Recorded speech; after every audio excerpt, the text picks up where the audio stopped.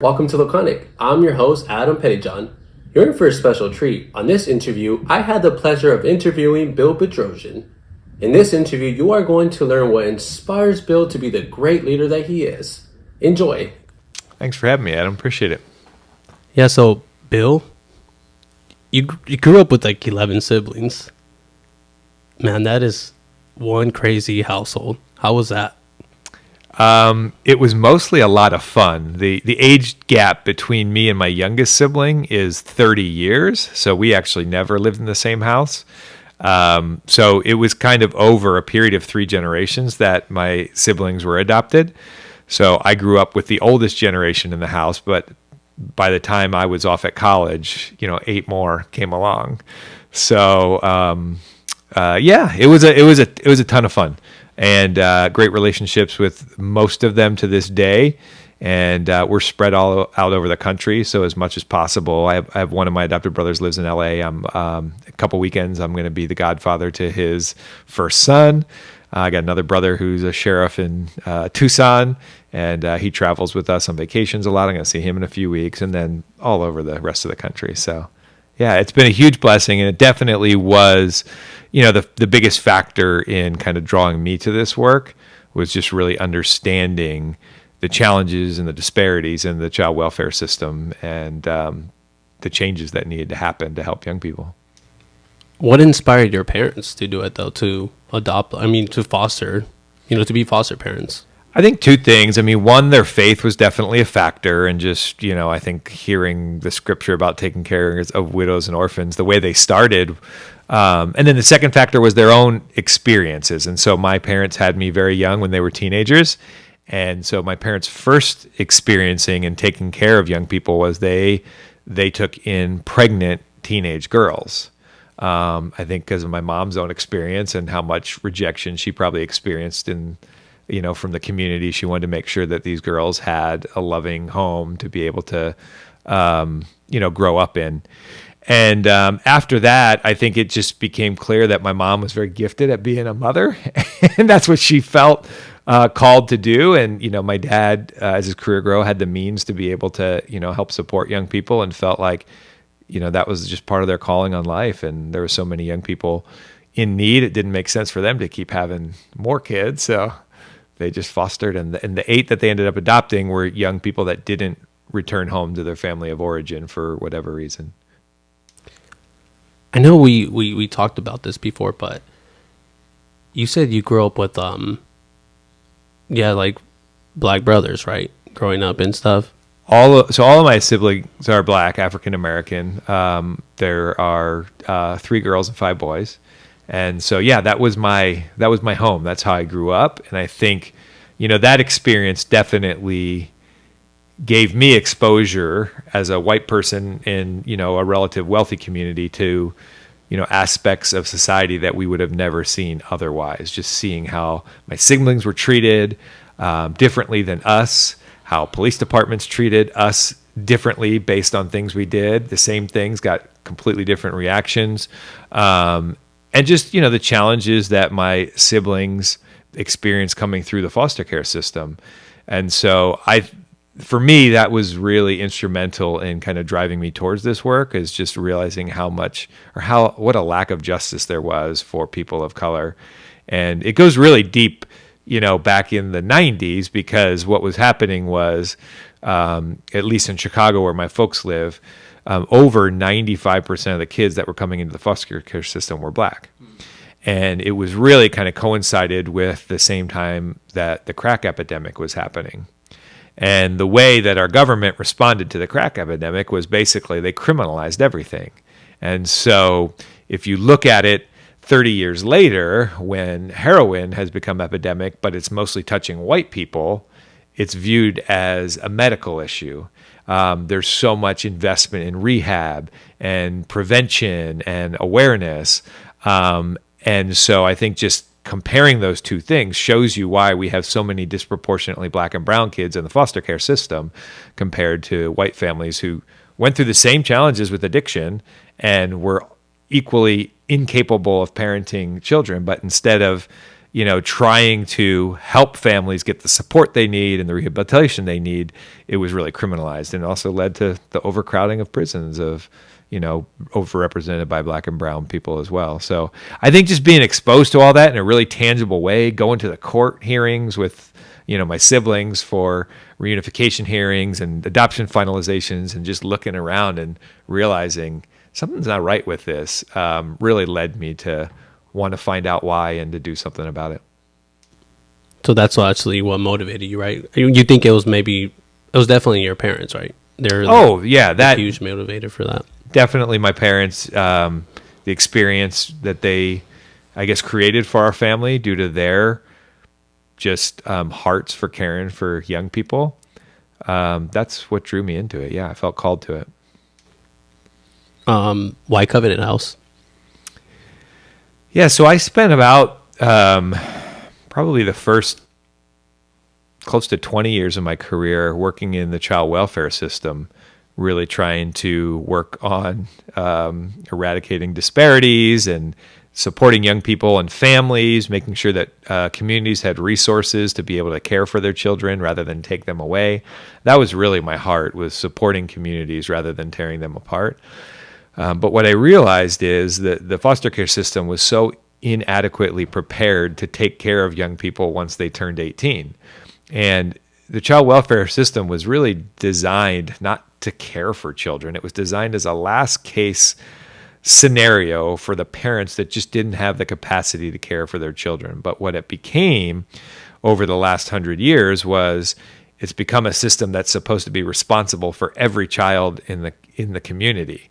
And it's just not realistic. So oftentimes young people got pulled into foster homes that probably could have been at home still if their family had the support they needed. And then young people just didn't have the resources to be productive adults once they became 18. And so what I mean by that is lots of families, at the time, especially 25 years ago, there wasn't additional resources for a foster parent to keep a child in their home after they turned 18. Your case was closed when you're 18. So there's been some legislation that have extended some of the resources to 21, and then now some of the medical benefits and support resources up to 25. But what was happening was a young person would turn 18 and they would be on their own. There would be an expectation of, you're a quote unquote adult now. And just such an unrealistic expectation. Even me growing up with the most privilege, when I was 18, I had no capacity to actually care for myself in a way that was thoughtful or deliberate or would set me up for success in the future. I had parents, I had family members, I had college professors. I had so many people around me that kept steering me back to the right track when I made mistakes. Whereas a young person who was 18 coming out of the foster care system, not going to college, you make one mistake and the result is homelessness or incarceration. And obviously those are just not good options for anyone, and also just not fair that we would have different expectations for the most vulnerable children in our communities than we did for the people who are most privileged. And so I just saw the cycle perpetuating itself, because so many of the young people coming out of foster care would end up homeless or end up incarcerated or end up making the same mistakes that their parents did because they were really never taught any different way. And so that was really put on my heart that, hey, there's got to be a different outcome for these young people. We've already messed them up by, putting them into foster care and then expecting that they're going to be an adult at 18. I want to work for an organization that really cares for young people and gives them the footing to achieve their dreams for as long as it's going to take. And so that's what Covenant House does. It really kind of takes the place or steps into those roles where a young person who was in foster care, who grew up in a home that didn't support them, we can provide some of that support so that they can achieve their dreams. And you know what I noticed too, like you definitely have taken the role and you rolled up your sleeves and you have delivered. And not only that, like people look at you, when I first met you, I'm like, well, this guy's tall, he's got tattoos. Like, you think that help play a good role in, like, with these young adults, that when they see you, they're like, well, he has tattoos. I mean, I don't know if that plays a big role, but I mean, like, it's like, interesting. I mean, the youth only comment on my tattoos probably like, maybe like once every 3 months I get a comment. I think, these days they're so common, people aren't really fazed by them. I think it's just they appreciate that I'm willing to get in relationship with them, that I ask questions, that I don't just, tell them what to do or ask them how they're doing. I ask about their interview that's coming up and what do they need. And just, I try to get to know them really personally and what motivates them so that we can figure out how to really best support them.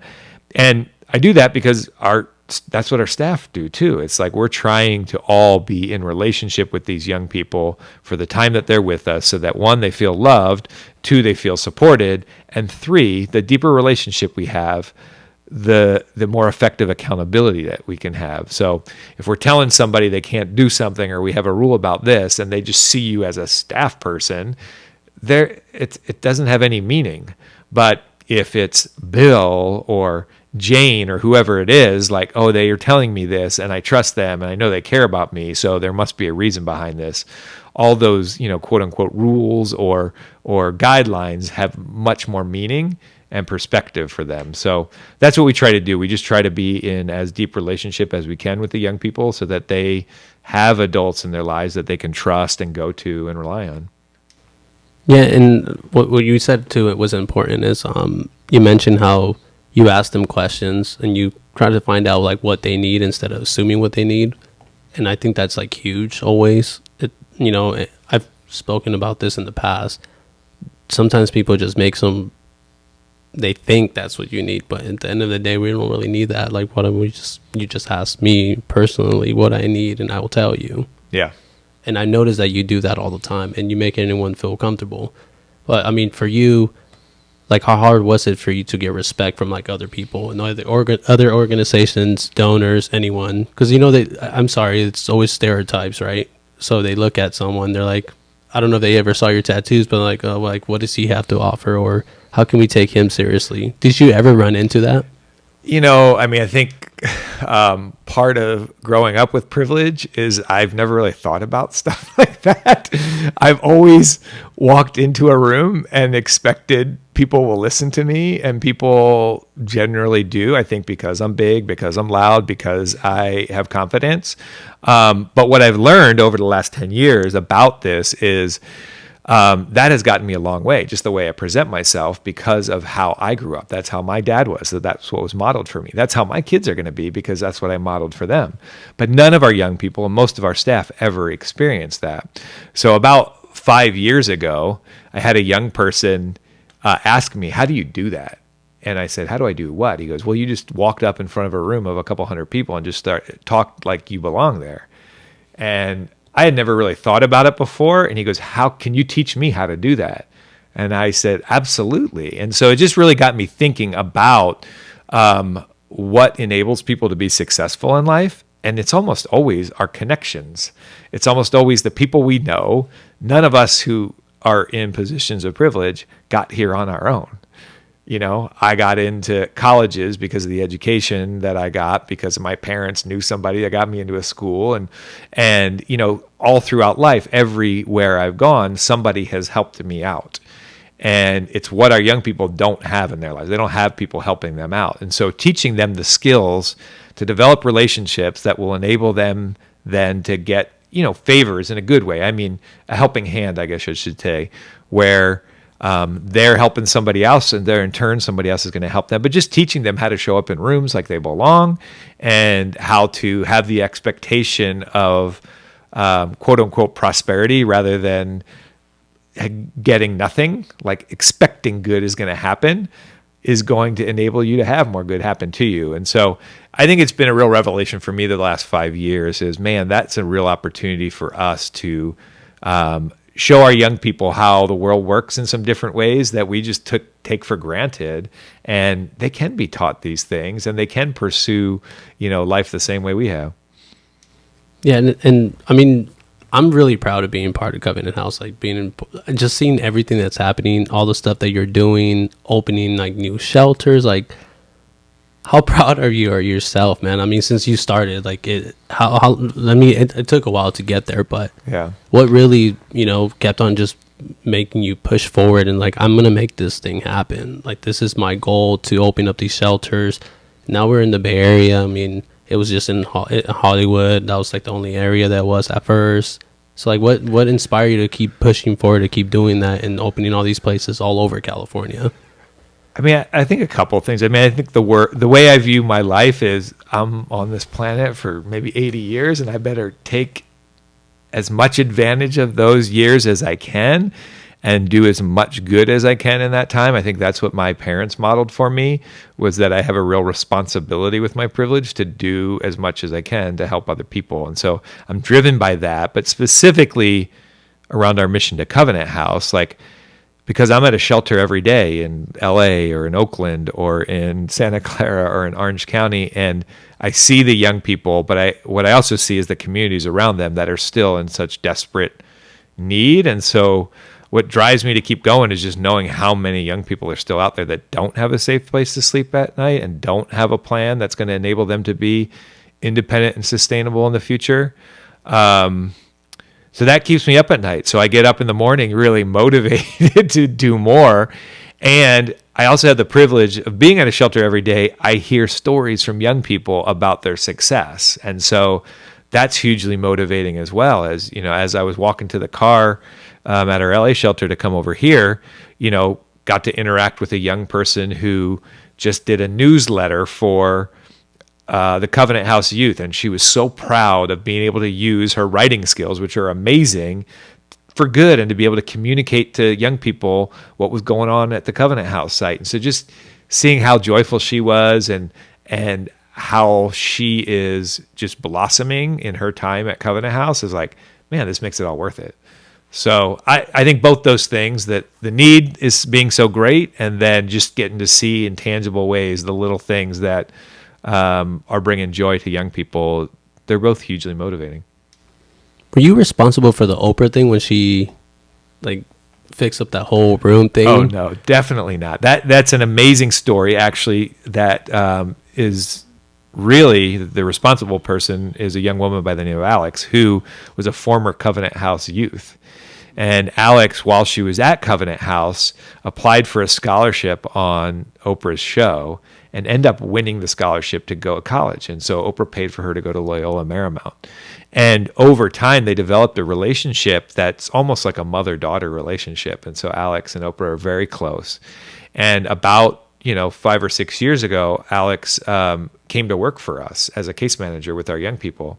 And around Christmas time, Oprah asked her what she needed for Christmas. And Alex said, well, I don't really need anything, but the kids at the Cove are sleeping on the same beds that I slept in when I was there, 10, 15 years ago. And Oprah said, we can't have that. And so in her impactful way, instead of just sending over some beds, she sent Nate Berkus and Jeremiah Brandt to come and look at the situation. And they said, oh, Oprah, we got to do more than just the beds. And so they ended up recommending to her like a whole renovation of the youth rooms and of the way they came into the building. And she agreed to it. And it was just amazing. It was so inspiring to our young people that someone like Oprah would be thinking about them and care about them. And I'm eternally grateful to Alex for doing that on our behalf, because she could have very easily said, I need a new car. I need something for myself, right? And she didn't, because she cared so deeply about our young people. And to this day, she does. She was on our advisory board even after she left. She's now working still in the profession of helping other people and doing great. And so, yeah, that was a connection from one of our young people who wanted to continue to give back even after she was out of the program for years and years and years.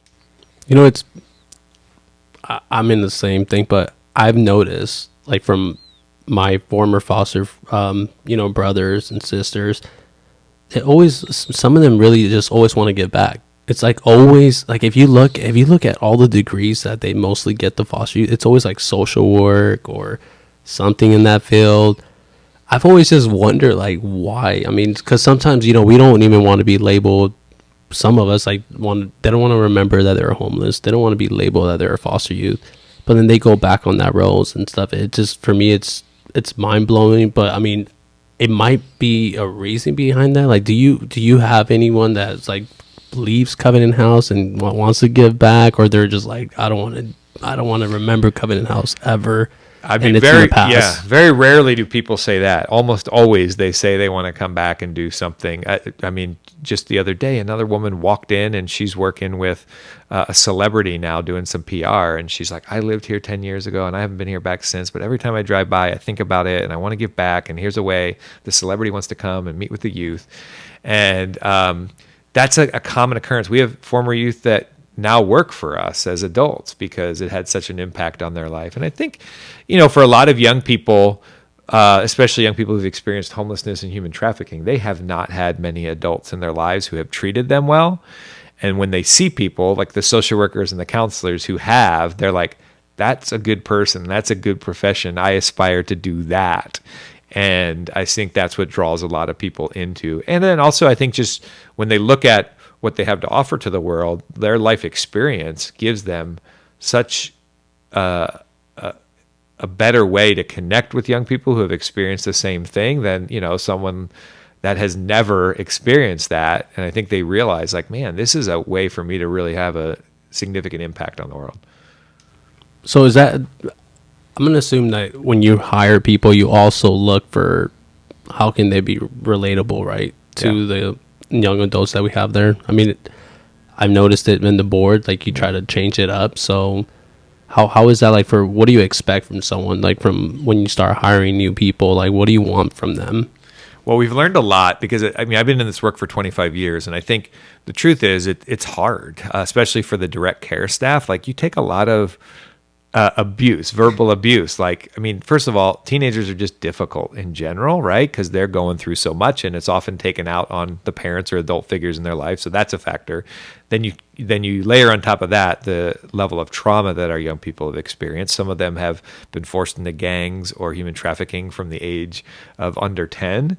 And so just a decade of just horrible abuse that they've experienced, and often the way that they emotionally respond to being told what to do or being held accountable is, really outrageous. And so our staff, I think, they hold a lot, and there's only certain types of people, I think, that have the ability to long-term do this work. And I think what we've discovered in just the last couple of years, the most important factor in a person that's going to enable them to succeed in this type of work is a person that has an innate joy about them. Like, do you love life? Are you able to find joy even on those days that are terrible?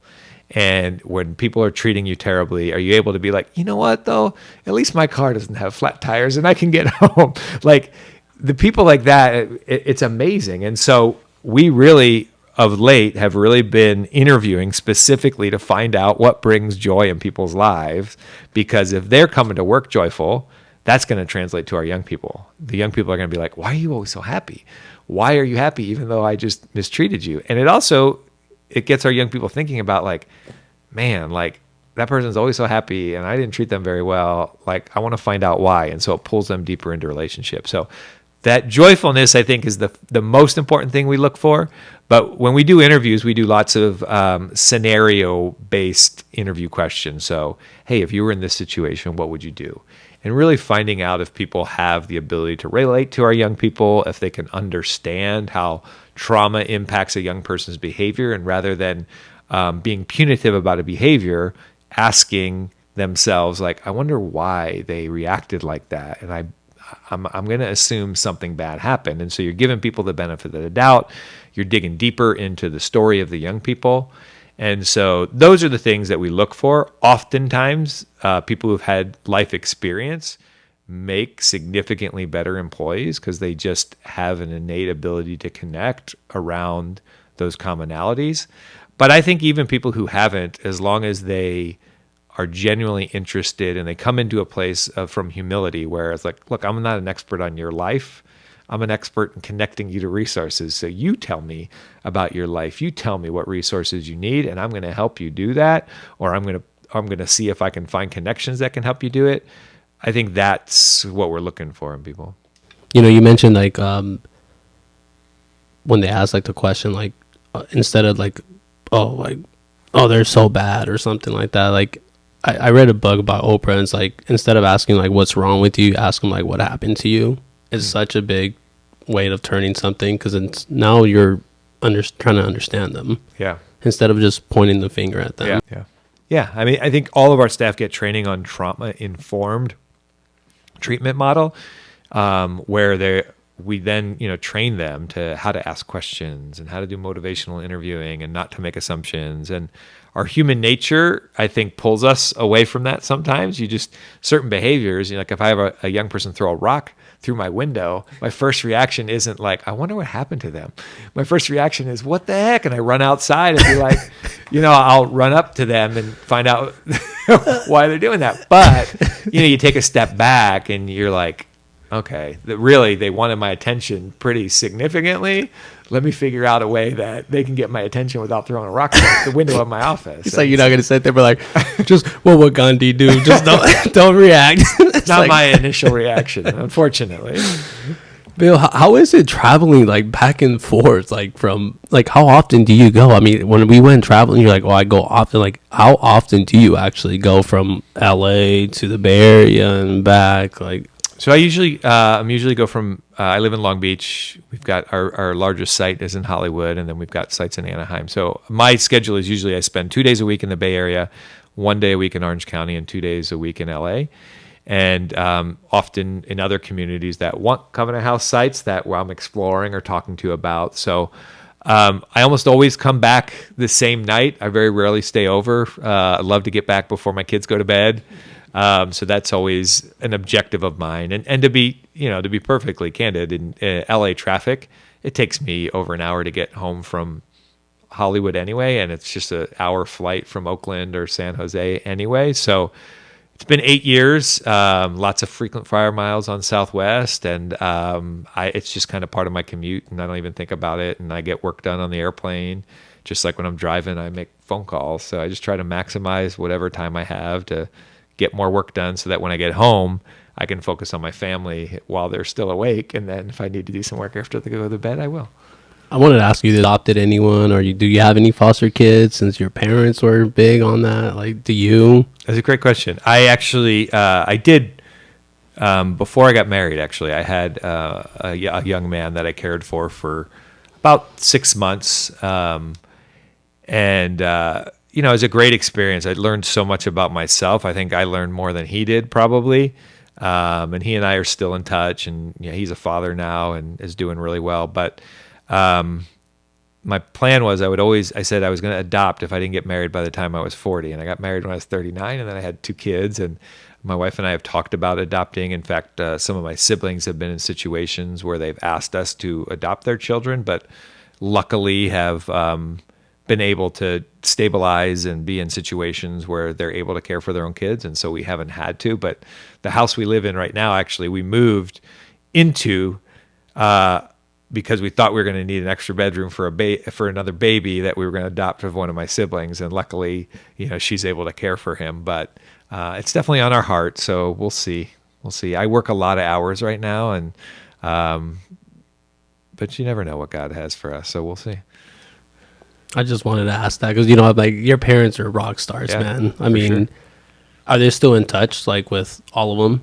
Oh, yeah. I mean, some of them still live with No. I think 2 of my sisters still live at home. One has 2 children, and so my parents are kind of co-parenting their grandkids there. And then my other sister, she just turned 18, so she's still there. And then, I've got some siblings that have some special needs, so my parents keep them close and help care for them even if they don't live, at the house. So there's about 4 that they're doing for that. And then my dad actually retired at 55 from a Fortune 100 company and then started a bunch of businesses, and with the intent of helping some of my siblings who probably weren't going to go to college have a path towards independence. And so 2 of my brothers are actually running businesses that my dad started and are doing really well. They both own homes now, and they own their cars and are saving money, and just financially have had this opportunity to figure out how to run a business. And the dream is that even when my dad passes, they'll be able to take that on and continue to create a stable life for themselves that they could pass on to their kids, to kind of change those generational patterns that they were born into. Bill, so I want to go back to you traveling to all those spots, and how important is that to actually show a face? Because I mean, some people don't do that. They would just stay at the one location. Like, what made you motivated to actually go check up all these sites and show a face? Well, for me, I think it's twofold. One, a lot of the sites, I've been responsible for developing and have relationships in those communities. So oftentimes when I'm in Oakland or I'm in San Jose or I'm in Orange County, I may drop by the site for an hour or two, but I am also meeting with community members who helped us and continue to support us. So it's very important for me, I think, for us to have relationships in those communities. I think it's also very important for all of our team members, all the staff, to know who I am on a personal level, to feel like, I'm not just a picture on a website that they're like, oh, that's Bill. He's going to be here on Tuesday, and if I got a problem, I can talk to Bill about that. And so that's really important to me, and I really try to know all of our employees. It's getting harder and harder as we continue to grow, but it is my goal that everybody knows me, so that they know my heart, so that when I have to make, calls that are difficult, they can say, you know what, though, I know Bill, he's got a good heart, he has good intentions, I'm going to give him the benefit of the doubt on this. And so that's just an important part of leadership for me. And also it's important for me to know and get a pulse on what's happening for young people in different communities, because even though, homelessness has a lot of similarities in each place you are, there's also a lot of differences. And between Los Angeles and Oakland and San Jose and even, Anaheim, like, the young people's experiences are different. And so it's important for me to understand what they're going through, so that we can make sure that our services are designed to really support them where they are. You said like differences, like explain that, like what do you mean? Well, for example, like even between weather, like if you're in Oakland, there's going to be a few months out of the year that you're going to be really cold at night, and that's going to be hard to survive. Whereas in LA, it never really gets that cold. Like, I mean, it might get down to the 40s some nights, but like, you're not going to die. And there's parts of the country, obviously, where that would happen. There's parts of cities that are, really unsafe, that our young people can't get away from in Oakland, especially if that's where they grew up. Compared to in LA, you can find some places where you can be safe and away from violence in different ways. Not to say it doesn't happen in LA, it definitely does, but it's so big and there's so many different communities, you can usually kind of move or find a place where you can be a little safer. So I think those are nuances. Even the young people who become homeless are for different situations. So one of the things that we've learned about Oakland is that a lot of the young people became homeless, not because they came out of the foster care system, but because their families were so poor that when they became 18, they just didn't have the means to take care of them anymore. And they had to move out because the families were going to be disqualified for some sort of aid if there was an adult male living in the home.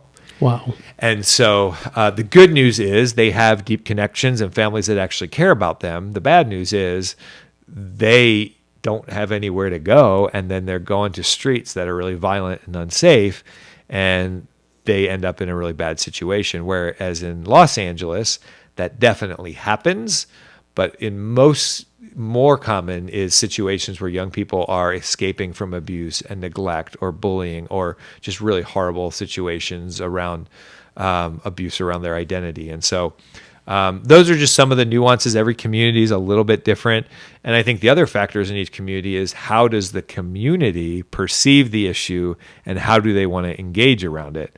So we've had really varied experiences, even within a county, on how people view youth homelessness. And I think the best example is the difference we've experienced between Berkeley and Hayward, which is a city in South Alameda County. In Berkeley, the not in my backyard people basically ran us out of the town. They didn't want us there. They didn't want to be a part of taking care of our young people if it meant it had to be in their neighborhood. And they showed up at city council and they battled us and fought against us.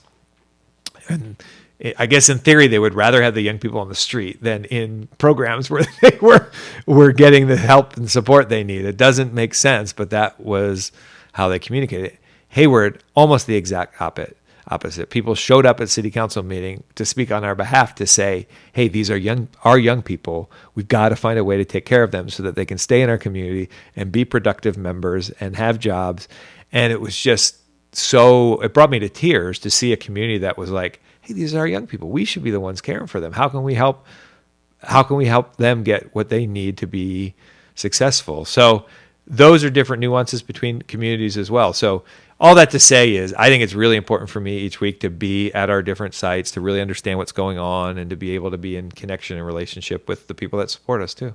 So I think maybe educating would be maybe a proper thing to do, because then they're automatically assuming like, oh, you're homeless, like that means you're lazy, you don't do anything, because like, oh, you're just gonna stand in the street and ask for money, when it's the complete opposite. So do you think maybe that had played a role into like them just putting them all in one category and like, oh, you're homeless, you must like, you're lazy and like it's your fault, you know what I mean? Well, I think it's easy to put everybody in a box and then discard it because you're making assumptions that they're homeless because of what they did and bad choices. And I made good choices, so I own my home and my car, and this person made bad choices. So, so sad, too bad. Where the reality is, I have yet to meet a young person who's experiencing homelessness solely because they made bad choices. Every single one of them has had horrible stuff happen to them, which may lead to bad choices, but like, when you don't have good choices, it's hard not to make bad choices. And so I think that's the important part of education, and a part of what we can do is tell the story of these young people in a way that's really uplifting to them, especially when they get to tell their story in their own voices of, hey, this is my experience, how I got into homelessness, and this is how I'm not going to be in homelessness any longer. But when you humanize it and you realize like, wow, this person was abused or neglected for the first 12 years of their lives and then ended up the street because they were going to be pimped out by a family member or physically abused when they got home from school. Like, I don't feel the same way of that person asking me for some money as I do somebody that I think is just a lazy person that's making choices to be out there. So I'm every day, I'm just so impressed with how our young people are able to navigate through communities that just don't care about them. And so when people ask me what they can do, I think the single first thing is just to extend kindness to people. Like, if there's a young person asking you for the money, just look them in the eye and just be like, how you doing today? Ask some questions and really kind of find out, about them a little bit. I know it's not always easy, but even just a smile rather than ignoring someone could be the difference for a young person of, being motivated to be like, man, that's amazing. Someone even smiled at me. You know what? I'm going to go down to the Cove today, or I'm going to go down to, this drop-in center, and I'm going to actually, ask for some help versus I got ignored again, so I guess I'm not worth anything, and I'm going to, sit in this doorway. So I think just the most important thing is just understanding that these young people, the only difference between them and us is the families they were born into. They didn't ask for it. It just is pure happenstance. I'm not in the scenario I'm in because anything I did other than the time and place and family I was born into. And so I think when we look at it that way, you're like, man, I think I have a responsibility to take advantage of what I lucked into and help some young people that didn't luck in. They actually were born into the opposite. So humanizing it and just having perspective, I think, is really important. And I've always a big thing for me is like when someone started, when I was in foster care and I was homeless, like the biggest thing for me where I felt really motivated like that's like making sense as someone that my life has meaning and I matter. That's pretty much what you're trying to tell them. Like, people, like, they matter. Like, if you even tell them that, like, and express that to them, it can change everything for these young adults. And you're right, they're born into some family members, and it's not their fault, right? And what would you say are the majority of people that go through Covenant House are actually foster youth? I mean, it's about 50% are former foster youth. But what I'll say is, a big portion of the other 50% experience just as much abuse and neglect in their families of origin than the foster kid did. And often they run away to escape that because no one called the child abuse hotline or because no one knew. So family trauma and abuse and neglect is definitely a common factor in almost all of the young people experiencing homelessness. And then I think the other big factor that is, I don't know, it brings me to tears is 40% of the young people we work with are LGBTQ. And the fact that so many families are rejecting their own children as the result of their identity, to this day, it boggles the mind. But every day I see scenarios where a young person is coming to us because they have become homeless because they came out to their families. And in the name of culture and religion or whatever it is, it's just, as a father, I just can't even imagine anything my son would do that would make me not love them in a way that would cause them to be homeless. So I think that's just a tragedy and something that a lot of people don't know that I think needs to have more awareness around. And I think especially in communities where these young people are coming from is just having more education around, how to manage through unexpected situations like this. You might not expect your kid is gay, but it doesn't mean that they're not the same great person that you raised for the first 18 years of their life. They are the way they are, in part because, they're wonderful in the ways that they are, in part because of the way you raise them. And you're just going to throw that all away because their identity doesn't please you. So we do a lot of work with our young people who've been rejected as a result of their identity to just affirm who they are. And I think our mission statement is literally to provide unconditional love and absolute respect to young people so that even if they've never received that before for who they are, that they can be affirmed and that they can feel good about who they are when they come to us. And what's your guys' success rate? Like when they actually go through the program, and like how long does a youth actually stay? And what's that? Well, I want to know those numbers. Yeah. So it's a difficult thing to measure for a variety of factors. So we have lots of different types of housing programs. We have shelter, we have transitional housing, we have rapid rehousing, we have affordable housing. And so the rates are different depending on the program that you're in. What I can tell you definitively is that the longer a young person stays with us, the better success rate that we have with them. So 5 years ago, 92% of the young people who went through our transitional housing programs, where young people can live for up to 2 years, ended up independent permanently. So just amazing. But there's been some factors that have changed that, because now the way that the government funds homelessness, they are trying to be really proactive about making sure that providers like us just don't only take success stories, that they're taking the neediest people. So there's a system in almost every city or county in America that's funded by the federal government called a CES, or Coordinated Entry System. And what that's designed to do is when a person says that they're homeless, they go through an evaluation, and based on the score of that evaluation, they get placed in a different type of housing.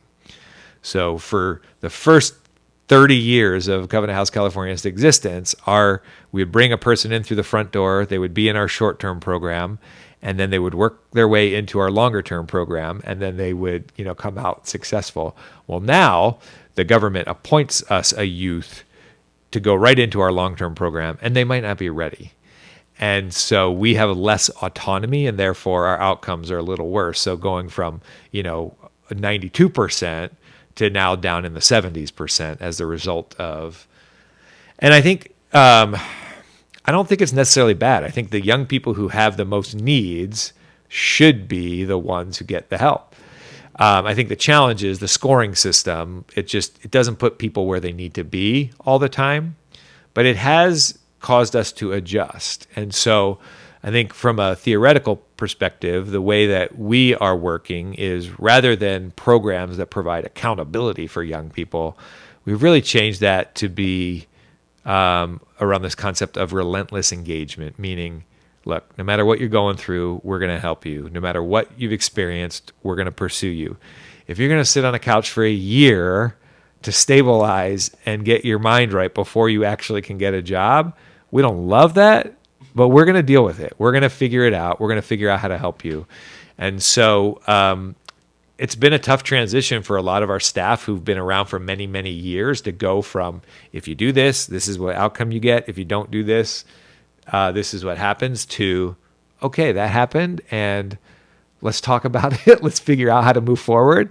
And I think that's the way we're going to enable to continue to be effective, is to be more gracious, to exhibit more compassion, to be able to kind of not be in our own feelings when our young people don't do things that we would want them to do or think that they're ready to do, but really think about where they are and what's affecting them. But you definitely are like a great leader. What makes you different from like the past leaders that were in the same role that you were in? Well, I think Covenant House has had some great leaders. Our founder is on our board of directors. You know, Fred, I think he's one of the people I look to and have learned from.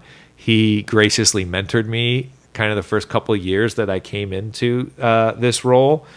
So I think, I mentioned, my dad, he was an executive. And so I grew up seeing him behave in certain ways that were just so normal to me that I just adopted and did myself. So that privilege definitely has enabled me to be successful and have perspective that other people didn't. And then, taking some humble pie a lot of times early in my career and being willing to learn from those mistakes and to not replicate those mistakes. And so I think what we've realized as an organization is the people who are the most effective leaders are the people who have the most emotional intelligence. So it's not the smartest people. It's the people who can relate the best to other people and who know how to motivate other people and listen to other people. And so when we do evaluations now, especially for our leadership, that's what we're looking at, is emotional intelligence. How are you interacting with other people? How do you react when bad things happen to you or people don't perceive you in a positive light?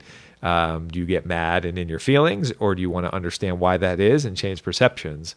So we've done a lot of work with our leadership team around emotional intelligence and really being reflective. And it's very humbling to get 360 evaluations and hear what everybody else says about you and filter through all that information. But it's also been, I think, really empowering for our organization to have so many leaders who are willing to work on themselves and to invest in their improvement. Bill Bedrossian, thank you so much for explaining that and actually being part of this podcast. I really appreciate it. And thank you for being a great CEO of the California chapter. Thank you, Adam. Appreciate the opportunity to share. And that is a wrap. I hope you guys appreciated that video. If you guys liked it, please share, comment, and let me know what you guys think. And like I always say, guys, stay inspired, and until the next one.